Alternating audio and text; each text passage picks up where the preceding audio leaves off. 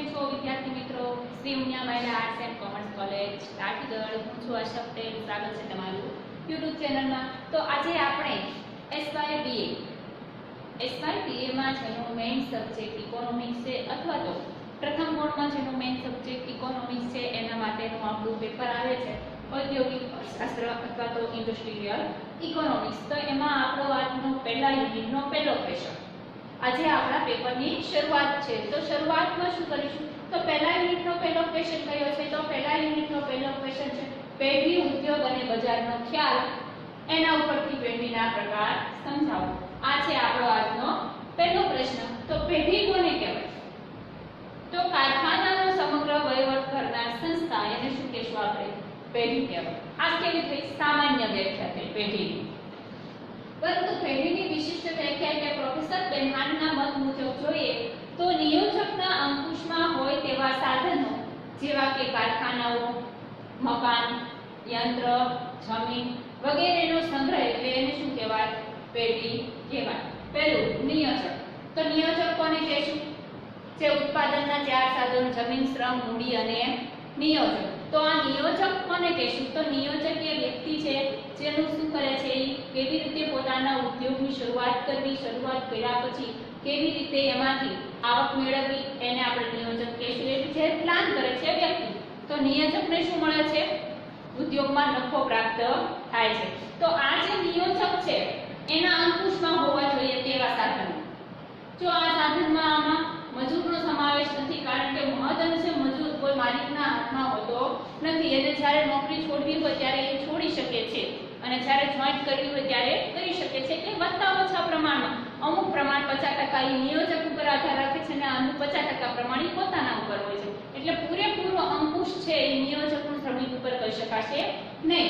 તો પહેલા નિયોજકના અંકુશમાં હોય તેવા સાધનો કીધું છે કારખાનાઓ, મકાનો, યંત્ર, જમીન. આ બધા સાધનો છે એ કેવા સાધનો છે? જે નિયોજકના અંકુશમાં આવે તેવા સાધનો છે. તો એનો જે સંગ્રહ કરે છે એને શું કહેવામાં આવે છે? પેઢી કહેવામાં આવે છે. તો આ જે પેઢી છે એ માત્ર એક વસ્તુનું ઉત્પાદન નથી કરતી, અનેક વસ્તુનું પણ ઉત્પાદન કરી શકે છે. છતાં એને શું કહેવામાં આવે છે? એક પેઢી કહેવામાં આવે છે. દાખલા તરીકે કોઈ પેઢી હોય સાબુનું ઉત્પાદન કરતી હોય, સાથે સાથે તેલનું પણ ઉત્પાદન કરતી હોય, તાળાનું ઉત્પાદન કરતી હોય, તો એ શું છે? એક વસ્તુ નહીં પરંતુ અનેક વસ્તુનું ઉત્પાદન કરતી હોય, છતાં એને પેઢી કહેવામાં આવે છે. ત્યાર પછી આવે છે ઉદ્યોગ. તો ઉદ્યોગ કોને કહી શકો? ઉદ્યોગની સરળ વ્યાખ્યા છે એક જ પ્રકારની વસ્તુનું ઉત્પાદન કરતી પેઢીઓનો સમૂહ. એને શું કહેશું આપણે? ઉદ્યોગ કહેશું. તો એક જ પ્રકારની વસ્તુ. પેઢીમાં કેટલી વસ્તુ આવતી હતી? એક કરતા વધારે વસ્તુ. જ્યારે ઉદ્યોગમાં એક કરતા વધારે વસ્તુ આવશે નહીં. ઉદ્યોગમાં શું આવશે? પેઢીઓનો સમૂહ. પણ એ કેવી પેઢીઓનો સમૂહ? જે માત્ર એક જ પ્રકારની વસ્તુઓનું ઉત્પાદન કરતી હોય તેવી પેઢીઓનો સમૂહ. એને આપણે શું કહી શકીએ? ઉદ્યોગ કહી શકીશું. દાખલા તરીકે સિમેન્ટનો ઉદ્યોગ. સિમેન્ટનો ઉદ્યોગ છે એ શું છે? એક જ પ્રકારની વસ્તુઓનું ઉત્પાદન કરે છે. તો જેટલી પેઢી સિમેન્ટનું ઉત્પાદન કરે છે એ બધી પેઢીઓના સમૂહને ભેગા કરશું ત્યારે ત્યાં સિમેન્ટનો ઉદ્યોગ એ પ્રસ્થાપિત થાય છે. તેને ઉદ્યોગ તરીકે ઓળખાવી શકાય. એવી રીતે બીજું પણ ઉદાહરણ લઈ શકીએ. દાખલા તરીકે આપણે ઈંટ હોય, રેતી હોય, કપસી હોય, તો એ બધું શું છે? એક પ્રકારની વસ્તુ છે. માત્ર એક જ પ્રકારની વસ્તુનું ઉત્પાદન થતું હોય તો એને ઉદ્યોગ કહેવામાં આવે છે. ત્યાર પછી આવે છે બજાર. જે આપણે સૌ જાણીએ છીએ બજાર કોને કહેવાય? આપણે બજારમાં જઈએ છીએ એટલે બજાર કહેવાય. બજારનું નામ આવ્યું એટલે આપણને શું યાદ આવશે? કે આપણે બજારમાં ગયા હતા તો આવું આવું ચિત્ર હતું, આવું વાતાવરણ હતું, ત્યાં એટલા વ્યક્તિઓ હતા, તો એને બજાર કહેવાય. પરંતુ અર્થશાસ્ત્રની ભાષામાં બજાર કોને કહેવાય? સામાન્ય રીતે કેવું હોય કે જ્યાં ખરીદનાર અને વેચનાર એકબીજાના સંપર્કમાં આવે છે તે વ્યવસ્થાને શું કહી શકાય? બજાર કહી શકાય છે. તો આમાં ફ્રેડરિક બેનહામના મત મુજબ તમે બજાર કોને કહી શકો? તો બજાર એક એવો વિસ્તાર છે જેમાં ખરીદનાર અને વેચનાર પોતે અથવા તો પોતાના દલાલો દ્વારા એટલા નજીકના સંપર્કમાં આવે છે કે બજારના એક ભાગમાં જે ભાવ પ્રવર્તે છે એની અસર બીજા ભાગમાં જે ભાવ પ્રવર્તે છે એની ઉપર થાય છે. એને શું કહેવાય છે? બજાર કહેવામાં આવે છે. તો ઘણીવાર એવું બને છે કે ખરીદનાર અને વેચનાર પોતે એકબીજાના સંપર્કમાં નથી આવતા, પરંતુ શું થાય છે? પોતાના દલાલો જે મોટા મોટા વેપારીઓ છે એ પોતે બજારમાં નથી જતા પરંતુ પોતાના દલાલોને બજારમાં મોકલે છે. તો આ મોટા મોટા જે દલાલો છે એ એકબીજાના સંપર્કમાં આવે છે અને એના દ્વારા જે વેપાર કરવામાં આવે છે, એટલે કે એક બજારમાં આટલા ભાવ છે એ વસ્તુના તો બીજા ભાગમાં કેટલા ભાવ છે, તો એકબીજા પર જે અસર જન્મે છે એને આપણે બજાર કહેવામાં આવે છે. તો આ હતી પેઢી, ઉદ્યોગ અને બજારની વ્યાખ્યા. પેઢી એટલે નિયોજકના અંકુશમાં હોય તેવા સાધનો, કારખાના, જમીન, યંત્રો વગેરે જે છે એને શું કહેવામાં આવે છે? પેઢી કહેવામાં આવે છે. ઉદ્યોગ એટલે એક જ વસ્તુનું ઉત્પાદન કરતી પેઢીઓનો સમૂહ જેને શું કહેવામાં આવે છે? ઉદ્યોગ કહેવામાં આવે છે. ત્યાર પછી બજાર એક એવો વિસ્તાર કે ત્યાં ખરીદનાર અને વેચનાર અથવા તો પોતાના દલાલો એટલા નજીકના સંપર્કમાં આવે છે કે જ્યાં એક બજારના જે ભાવ છે એની અસર બીજા બજારના ભાવો ઉપર પડે છે. તો આ તો એનો ખ્યાલ. હવે આપણે જોઈશું પેઢીના પ્રકારો.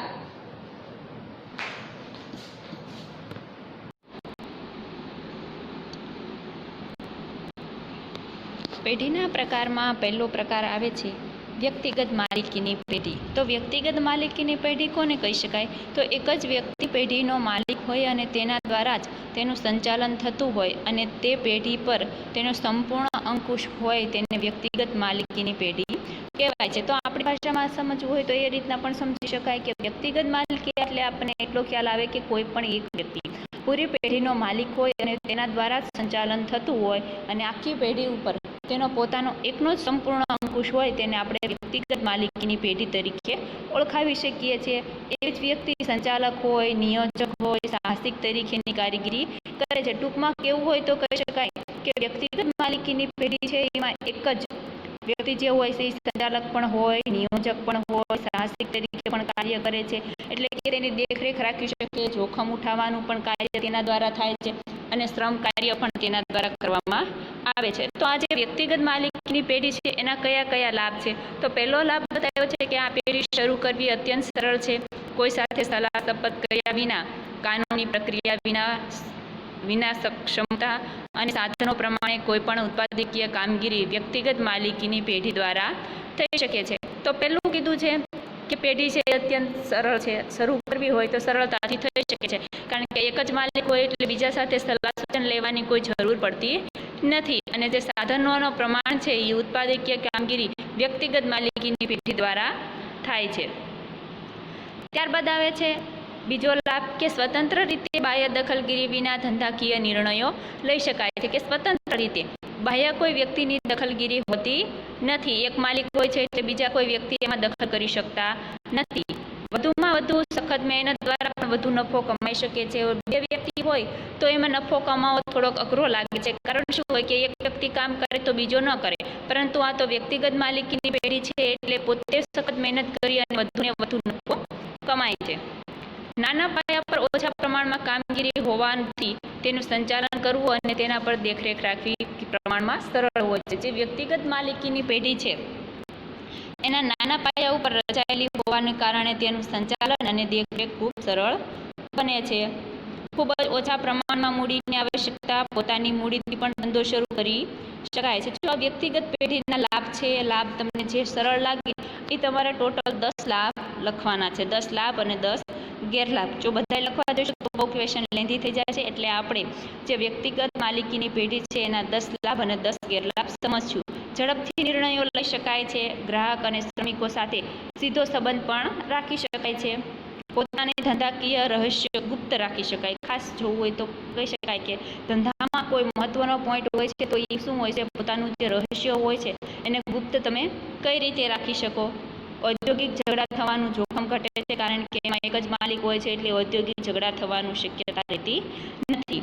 આ પ્રકારની પેઢીમાં જલ્દીથી પ્રવેશી શકાય છે અને તેટલી જલ્દીથી સરળતાથી ધંધો બંધ પણ કરી શકાય છે. ઘણીવાર એવું બને છે કે જે વ્યક્તિ હોય છે એ જલ્દીથી પેઢીમાં પ્રવેશી શકે છે અને જલ્દીથી એટલી સરળતાથી ધંધો બંધ પણ કરી શકે છે. ત્યારબાદ આવે છે તેના ગેરલાભ. નાનો એકમ હોવાથી શ્રમ વિભાજન કરી શકાતું નથી. આ શ્રમ વિભાજન અને વિશિષ્ટીકરણના લાભો મળતા નથી. આગળ આપણે લાભમાં જોયું હતું કે આ નાનો એકમ છે એટલે સરળતાથી એને શરૂ કરી શકાય છે. જો નાનો એકમ છે તો આમાં શ્રમ વિભાજન થઈ શકતું નથી અને શ્રમ વિભાજન અને જે વિશિષ્ટીકરણના લાભ છે એ લાભ સરળતાથી મળતા નથી. મોટા પાયા પર ઉત્પાદન કરવામાં આ પેઢીને પ્રકારની કેટલીક મુશ્કેલીઓ જોવા મળે છે. એક જ વ્યક્તિ મોટા પાયા પર ઉત્પાદનની વ્યવસ્થા અને સંચાલન કરી શકતું નથી. જે 4 થી 5 વિદ્યાર્થીઓ 4 થી 5 પેઢીના સંચાલકો છે એ જે રીતના સંચાલન કરતા હોય છે એવું સંચાલન એક વ્યક્તિ કરી શકતું નથી અને તેની તમામ જવાબદારી મુશ્કેલ જે હોય છે એ એક જ વ્યક્તિ ઉપર આવી બેસે છે. એટલે કે ખોટ થાય તો એનું સંચાલન એક જ વ્યક્તિએ ભોગવવાનું હોય છે. નાના પાયા પર ઉત્પાદન થવાથી ખર્ચનું પ્રમાણ આપણને વધારે જોવા મળે છે. યાંત્રિકીકરણનો ઓછો લાભ. જો મોટા પ્રમાણનો ઉદ્યોગ હશે તો એમાં યાંત્રિકીકરણના લાભ મળશે કારણ કે સરળતાથી મોટા ઉદ્યોગ અપનાવી શકાય છે.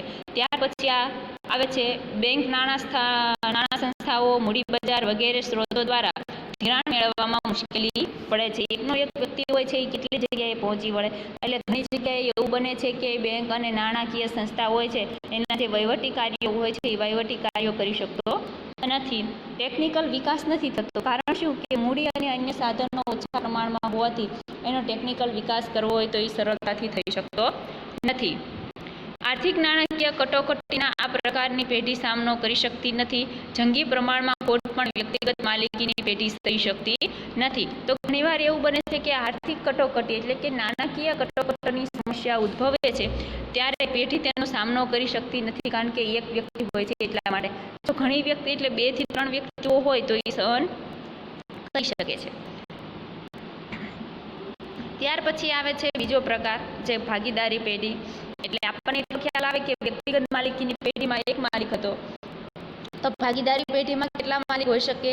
2 કે તેથી વધારે માલિક હોય તેને ભાગીદારી પેઢી કહેવામાં આવે છે.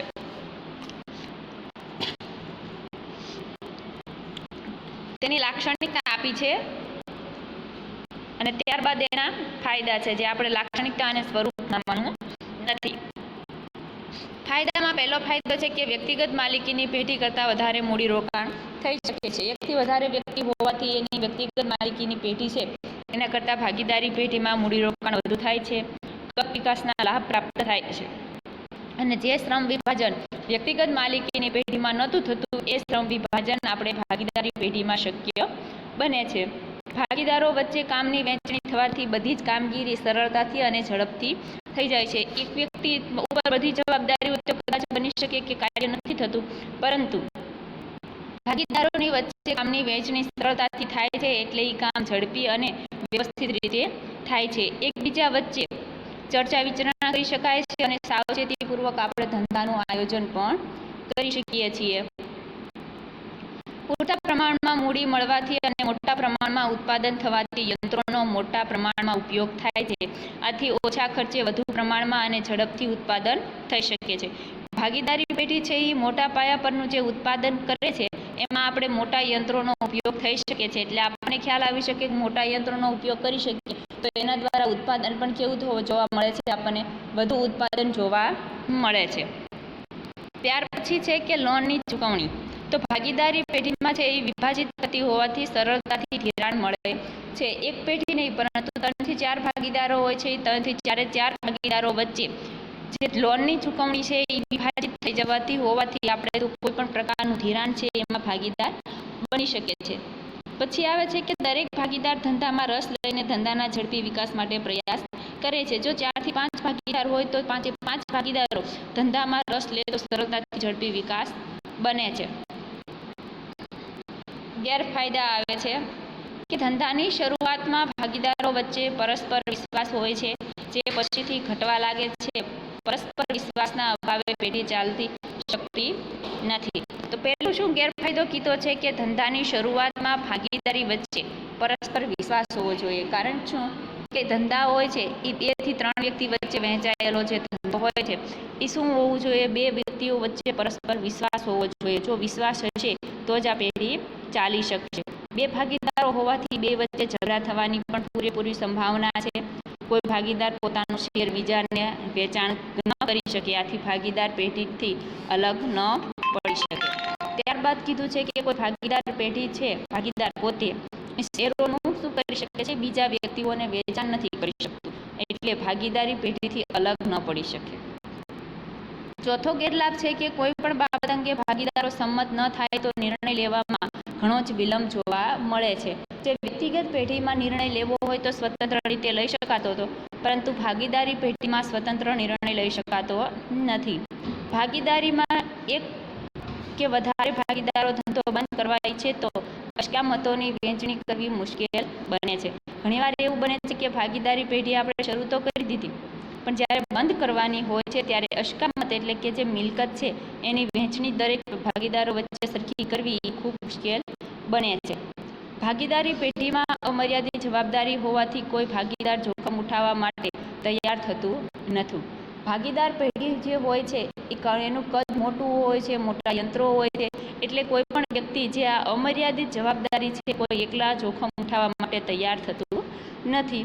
ધંધામાં બધા જ ભાગીદારો એક સમાન રીતે જવાબદાર હોય છે. બધાનું કામ તે કોઈનું નહીં અથવા તો બધાની જવાબદારી એ કોઈની નહીં એવું થાય છે. આ ખરેખર સમજવા જેવી વાત છે કે જે ધંધો છે એના ભાગીદારો એક સમાન રીતે જવાબદારી હોય છે, બધાને એક સરખી જવાબદારી હોય છે. તો આપણને ખબર છે કે જે બધાનું કામ હોય છે એ કોઈનું ન હોય, એવી જ રીતે જે બધાની જવાબદારી છે એ કોઈની જવાબદારી કહેવાતી નથી.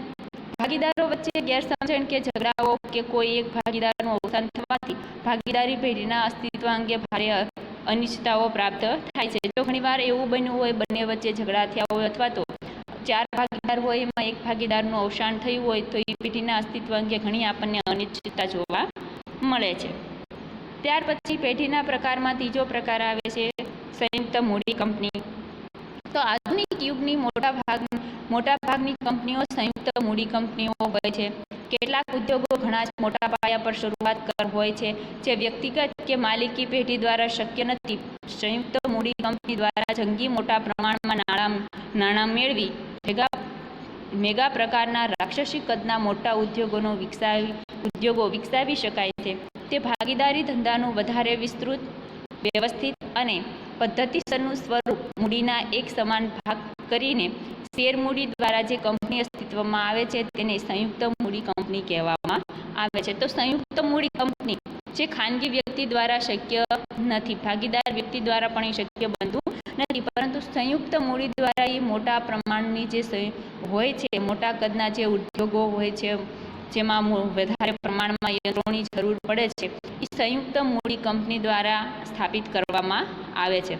તો જે આ સંયુક્ત મૂડી કંપની છે એના ફાયદા શું છે? તો ફાયદા કે જંગી રોકાણ કરીને મોટા પાયા પર ઉત્પાદન કરી શકાય છે. વધારે પ્રમાણમાં રોકાણ કરવું હોય તો પણ એમાં રોકાણ થઈ શકે છે અને વધારે પ્રમાણમાં નાણાં પણ મળી શકે છે. મોટા પાયા પર ઉત્પાદન કરીને કદ વિકાસ કે એકમ વિકાસના લાભો મેળવી શકાય છે. ઉદ્યોગનું પ્રમાણ મોટું છે એટલે કદ વિકાસના લાભ છે એ તેને સરળતાથી મળી શકે છે. આ કંપની કાયમી સ્વરૂપની હોવાથી તે લાંબા સમય સુધી ચાલી શકે છે. સંયુક્ત મૂડી કંપની હોવાથી તે કાયમી સ્વરૂપની મૂડી કંપની છે એટલે લાંબા સમય સુધી તે ચાલી શકે છે. શેર હોલ્ડરો પોતાના શેરો વેચીને કંપનીથી સરળતાથી અલગ થઈ શકે છે. જે સંયુક્ત મૂડી કંપની છે એમાં જે વ્યક્તિ હોય છે એ પોતાના શેરનું વેચાણ કરી અને સરળતાથી અલગ થવું હોય તો થઈ શકે છે. જે ભાગીદારી પેઢી હતી એમાં આપણે સરળતાથી અલગ થઈ શકતા નહોતા. મૂડીરોકાણ અને ઉત્પાદન વચ્ચેનો ફળશ્રુતિ ગાળો જે છે એ લાંબો હોવાના કારણે પ્રકલ્પો પણ આ કંપની દ્વારા હાથ ધરી શકાય છે. નાના રોકાણકારો પોતાની નાની બચતોનું આ કંપનીમાં રોકાણ કરીને ડિવિડન્ડ કમાઈ શકે છે. જે વ્યક્તિ પાસે ઓછી આવક છે એ વ્યક્તિ શું કરે છે કે ઓછી બચત કરીને કંપનીમાં રોકાણ કરે છે, એટલે શેરની ખરીદી કરીને ડિવિડન્ડ એટલે કે નફો પ્રાપ્ત કરી શકે છે. વધારે મૂડીની જરૂર પડે તો બીજા શેરો બહાર પાડીને સરળતાથી મૂડી મેળવી શકાય છે. ઘણીવાર એવું બને છે કે જે સંયુક્ત મૂડી કંપની હોય છે એમાં વધારે મૂડીની જરૂર હોય છે, તો એમાં શું બને છે કે સરળતાથી જે શેર છે એ બહાર પાડી શકાય છે અને મૂડીની જરૂરિયાત પૂરી કરી શકાય છે. કે આ કંપનીમાં કોઈ એક પર જોખમનો બોજો આવતો નથી, જોખમ વહેંચાઈ જાય છે. જે એકમ જે આપણે વ્યક્તિગત પેઢી હતી એમાં બધો જવાબદારી છે બધી જવાબદારી એક વ્યક્તિ ઉપર આવતી હતી અને જોખમનું પ્રમાણ પણ વધતું હતું. પરંતુ આ જે સંયુક્ત મૂડી કંપની છે એમાં શું હોય છે કે દરેક વ્યક્તિ ઉપર જોખમ વહેંચાઈ જાય છે. લોકશાહી ધોરણે સંચાલન થાય છે, લોકો દ્વારા ચાલે છે, લોકો જે ઈચ્છે એ રીતે એનું સંચાલન કરવામાં આવે છે. વ્યક્તિ કે જેની પાસે નાણાં ન હોય પણ જાણકારી અને અનુભવ હોય તે મેનેજર તરીકે આ કંપનીમાં સેવા આપી શકે છે. તો ઘણીવાર એવું બને છે કે કોઈ વ્યક્તિને મેનેજર તરીકેની સેવા આપવી હોય તો એની પાસે શું હોવું જોઈએ? જાણકારી અને અનુભવ હોય તો એ મેનેજર તરીકેની સેવા ત્યાં આપી શકે છે. મોટા પાયા પર ઉત્પાદન થવાથી ટેકનિકલ અને ઔદ્યોગિક અને આર્થિક વિકાસને વેગ મળે છે. હવે આપણને ખ્યાલ છે કે મોટા પાયા પર જો વસ્તુનું ઉત્પાદન થતું હોય તો એમાં ટેકનોલોજીના લાભ મળે, ઔદ્યોગિક અને આર્થિક વિકાસ પણ સરળતાથી થઈ શકે છે. તો જેના લાભ હોય તો એના અમુક ગેરલાભ તો હોય જ છે. તો સંયુક્ત મૂડી કંપનીના ગેરલાભ, તો આ કંપનીના માલિકો શેર હોલ્ડર્સ હોય છે અને સંચાલકો પગારદાર કર્મચારી, મેનેજર, અધિકારીઓ હોય છે. સંચાલન અને માલિકો અલગ હોવાથી ઘણા જ પ્રશ્નો ઉદ્ભવે છે.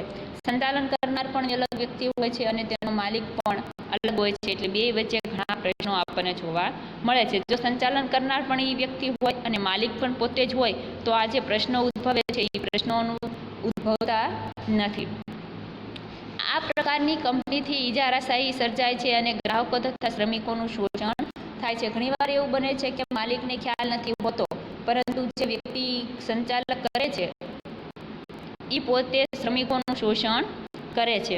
તો શેરધારક જે છે, સંચાલક હોય છે, એ કંપનીની કોઈ કામગીરીમાં રસ લેતો નથી. કંપનીમાં જે થાય શ્રમિકનું શોષણ થાય છે કે નથી થતું એમાં રસ ધરાવતો નથી, પરંતુ માત્ર પોતાના જે શેરનું રોકાણ કર્યું છે એ બાબતમાં ધ્યાન રાખે છે. એટલે કે શેર હોલ્ડર જે છે એ વધારે ડિવિડન્ડ મળે અને શ્રમિકોને સ્થિર વેતન મળે, આવકની અસમાનતા આથી વધે છે. જે શેરધારકો છે એ શું વિચારે છે કે એને માત્ર શું મેળવવું છે? ડિવિડન્ડ, એટલે કે નફો મેળવવો છે. તો એ નફો મેળવે છે તો શ્રમિકોને સ્થિર વેતન આપવું અને આના લીધે આવકની અસમાનતા વધે છે. આ કંપની શરૂ કરવી મુશ્કેલ છે, તેમાં ઘણી કાનૂની પ્રવિધિઓ કરવી પડે છે. સંયુક્ત મૂડી કંપની હોવાથી આ પેઢીમાં ઘણી મુશ્કેલી જોવા મળે છે, કારણ કે તેમાં કાનૂની પ્રવિધિઓ જોવા મળે છે. આ કંપનીનો વિકાસ થાય તો દેશના મૂડી વિકાસનો પણ વિકાસ જોવા મળે છે, કારણ કે સંયુક્ત મૂડીના કંપનીના કારણે ઘણી વ્યક્તિઓની આવકમાં વધારો જોવા મળે છે. તો આ કંપનીની આવક, નફો, ડિવિડન્ડ પર આકરા કરો ચૂકવવા પડે છે. શેરધારકોએ પણ શેરની આવક પર કર ભોગવવો પડે છે. સંયુક્ત મૂડી કંપની છે એટલે આપણે કરવેરા તો ચોક્કસ ભરવા જ જોઈએ, એટલે કે જે ડિવિડન્ડ નફો મળે છે શેરધારકને એમાંથી એને કર ભરવા પડે છે. શેરોના ખરીદ વેચાણમાં છટાઓ અને ઉથલપાથલો અને કૌભાંડો થાય છે. શેર બજાર છે એમાં આપણે જોઈએ છે તો ઘણા કૌભાંડો આપણને જોવા મળે છે, પરંતુ મોટાભાગના જે કૌભાંડો છે એ બહાર પણ નથી આવતા. તો નાના નાના કૌભાંડો એ આપણને જોવા મળે છે. આ બધાના લીધે ઔદ્યોગિક અશાંતિ તો સર્જાય જ છે. શેરધારકોનું અને અનેક વિવિધ રીતે શોષણ થાય છે. જેવી રીતે શ્રમિકોનું શોષણ થાય છે એવી રીતે શેરધારકોનું પણ શોષણ જોવા મળે છે. ત્યાર પછી આવે છે ચોથો પ્રકાર કે ઔદ્યોગિક સહકારી મંડળી. પહેલો પ્રકાર હતો વ્યક્તિગત પેઢી, બીજી આવે છે ભાગીદારી પેઢી, ત્રીજી સંયુક્ત મૂડી કંપની અને ચોથું આવે છે કે ઔદ્યોગિક સહકારી મંડળી. તો કોને કહી શકાય ઔદ્યોગિક સહકારી મંડળી? 11 કે તેથી વધારે લોકો સાથે મળીને કરેલ ઉદ્યોગ સ્થાપવા માટે સહકારી રજિસ્ટ્રાર પાસે નોંધણી કરાવીને ઉદ્યોગ ધંધાની કામગીરી કરે તો તેને ઔદ્યોગિક સહકારી મંડળી કહેવામાં આવે છે. આમાં 7 થી 8 વ્યક્તિ નહીં, પરંતુ 11 કે તેથી વધારે વ્યક્તિ જો હોય અને ઉદ્યોગની સ્થાપના કરવા ઈચ્છતા હોય તો તે માટે સહકારી રજિસ્ટ્રાર પાસે પહેલા નોંધણી કરાવી અને પછી ધંધાની જે શરૂઆત કરે છે તેને ઔદ્યોગિક સહકારી મંડળી તરીકે ઓળખવામાં આવે છે. તો એ ઔદ્યોગિક સહકારી મંડળીના પહેલા જોશું લાભ અને ત્યાર પછી આવશે ગેરલાભ. લાભ જોઈએ તો વ્યક્તિ ઓછી મૂડીથી પણ ધંધો મેળવી શકે છે. આવકની અસમાનતા ઘટે કારણ કે નફાની સમાન વહેંચણી થાય છે. કે વ્યક્તિ જે છે એ ઓછી મૂડીનું રોકાણ કરીને પણ ધંધો મેળવી શકે છે અને આવકની અસમાનતા એમાં ઘટે છે. કામ જે હોય છે, કામ કરનાર વ્યક્તિને સારું એવું પ્રોત્સાહન મળે છે. સંચાલકની તાલીમ પણ મળે છે. બધાને સમાન સ્થાન મળવાથી વર્ગભેદ અને વર્ગ સંઘર્ષને કોઈ સ્થાન મળતું નથી. આ જોયું છે કે બધાને સમાન મળે છે. સમાન સ્થાન મળવાથી વર્ગભેદ આપણને જોવા મળતો નથી. વધારે બચત કરીને ધંધામાં રોકાણ કરવાની ટેવો વિકસે છે. વ્યક્તિ જે છે એ બચત કરે છે, કારણ શું કે તેને ધંધામાં રોકાણ કરવું છે અને રોકાણ કરી અને નફો પ્રાપ્ત કરવો છે. એટલા માટે હિસાબોની તપાસ થાય છે. આથી ગેરરીતિઓની ઓછી શક્યતા જોવા મળે છે. જો હિસાબોની ટાઈમ ટુ ટાઈમ તપાસ કરવામાં આવતી હોય તો એમાં કોઈ ગેરરીતિ થવાની આપણી શક્યતા છે એ ઓછી જોવા મળે છે. આધુનિક ઉત્પાદન પદ્ધતિ અને ટેકનોલોજીનો ઉપયોગ પણ આપણે થઈ શકે છે. લોકશાહી સિદ્ધાંતને આધારે ચાલે છે કે લોકો દ્વારા જે લોકો ઈચ્છે છે એના આધારે જે આ કંપની છે ઔદ્યોગિક મૂડી કંપની એ શરૂઆતમાં સારા એવા પ્રમાણમાં વિકાસ સાધે છે, ઓછો ખર્ચ થાય છે અને સંચાલકો માનવ સેવા આપે છે, બચતોને પ્રોત્સાહન પણ મળે છે અને નૈતિક સામાજિક વિકાસ પણ થાય છે. ત્યારબાદ આવે છે તેના ગેરલાભ. શું ગેરલાભ જોવા મળે છે કે તે દરેકને સમાન અધિકાર હોવાથી તેઓ પરસ્પર ટીકા અને સંઘર્ષનો રાહ અપનાવે છે. ઘણીવાર એવું બને છે કે દરેક વ્યક્તિને એક સરખો અધિકાર મળવાથી ઘણા વ્યક્તિથી સહન ન થતું હોય તો એ શું કરશે? સંઘર્ષ કરશે અને એની ટીકા કરે છે. ચૂંટાયેલા સંચાલકો કાર્યદક્ષ હોતા નથી. ઘણીવાર વ્યક્તિ એવા હોય છે જે ચૂંટાઈને આવ્યા હોય છે પોતાના પદ ઉપર, એ પોતાના કાર્ય પ્રત્યે વફાદાર રહેતા નથી, એટલે એને સંચાલનમાં કોઈ રસ નથી હોતો. આર્થિક કટોકટીનો તે સામનો પણ નથી કરી શકતા અને મૂડીની ઓછા પ્રમાણમાં તે પ્રાપ્તિ જોવા મળે છે. સભાસદો વચ્ચે પરસ્પર અવિશ્વાસ જોવા મળે છે. જે વ્યક્તિ ચૂંટાઈને આવ્યા છે એ વ્યક્તિ વચ્ચે શું જોવા મળે છે? પરસ્પર અવિશ્વાસ જોવા મળે છે. તેમાં સભાસદોની ઉદાસીનતા અને નિષ્ક્રિયતાને કારણે ભ્રષ્ટાચારને મોકળું મેદાન મળે છે. જો ઉદાસીનતા ટાઈમ ટુ ટાઈમ જો એની હિસાબની ચકાસણી કરવામાં આવતી હોય તો કોઈ ભ્રષ્ટાચારનો પ્રશ્ન નથી, પરંતુ જો સભાસદોની ઉદાસીનતા અને નિષ્ક્રિયતા જોવા મળતી હોય તેમાં આપણે ભ્રષ્ટાચારનું મોકળું મેદાન જોવા મળે છે. ત્યાર પછી આવે છે 5મો પોઈન્ટ અને છેલ્લો પોઈન્ટ, જે રાજ્ય હસ્તકની પેઢી પણ કહી શકો અને જાહેર સાહસો કહેવાય તો પણ કહી શકો. જાહેર સાહસો આવ્યો એટલે આપણને એટલું ખ્યાલ આવી જાય કે એમાં શું આવે? જાહેર વસ્તુઓ કે જે સરકાર દ્વારા ઉદ્ભવતી હોય, સરકાર દ્વારા જે ચાલતા હશે ઉદ્યોગ, એને જાહેર સાહસિક ઉદ્યોગ તરીકે ઓળખવામાં આવે છે. વ્યાપારી અથવા તો ઔદ્યોગિક એકમો સરકાર દ્વારા ચાલવામાં આવતા હોય તો તેને જાહેર સાહસ અથવા તો રાજ્ય કે સરકાર હસ્તકની પેઢી તરીકે ઓળખવામાં આવે છે. તેમાં કયા કયા આવી શકે? રેલવે, તાર ટપાલ, રસ્તા જેવી જાહેરાત ઉપયોગની સેવાઓ છે અથવા તો ઔદ્યોગિક કામગીરી કરતા સંયુક્ત મૂડી કંપનીઓનો સમાવેશ કરવામાં આવે છે. રેલવેનું તંત્ર છે એ માત્ર સરકાર દ્વારા ચાલે છે એટલે તેને જાહેર સાહસ કહેવાય. તાર ટપાલ પણ એવી વસ્તુઓ છે, રસ્તા પણ છે, તો આ બધું શું છે? જાહેર સાહસ દ્વારા તે ચાલે છે. તો એના ફાયદા કયા કયા છે? તો પસાર વિસ્તારોનો વિકાસ કરવા માટે આ પ્રકારના જાહેર માલિકીના સાહસો ઘણા જ ઉપયોગી અને અસરકારક પૂર્વક થાય છે. જે આ જાહેર સાહસો છે એનો વિકાસ થાય તો દરેક વ્યક્તિઓને દરેક માલિકીના જે સાહસ છે એ ઘણા જ ઉપયોગી આપણને સાબિત થાય છે. જાહેર ઉપયોગિતાની સેવાઓ દ્વારા અને કલ્યાણલક્ષી સેવાઓ દ્વારા જાહેર માલિકીની પેઢીઓ દ્વારા મહત્તમ સામાજિક કલ્યાણ સ્થિતિ થઈ શકે છે. એટલે કે જાહેર ઉપયોગિતાની સેવા જે આપણને સરકાર દ્વારા સેવા પ્રાપ્ત થાય છે એના લીધે આપણા કલ્યાણમાં શું જોવા મળે છે? વધારો જોવા મળે છે અને જાહેર માલિકીની જે પેઢીઓ છે એમાં પણ મહત્તમ સામાજિક વિકાસ થાય છે.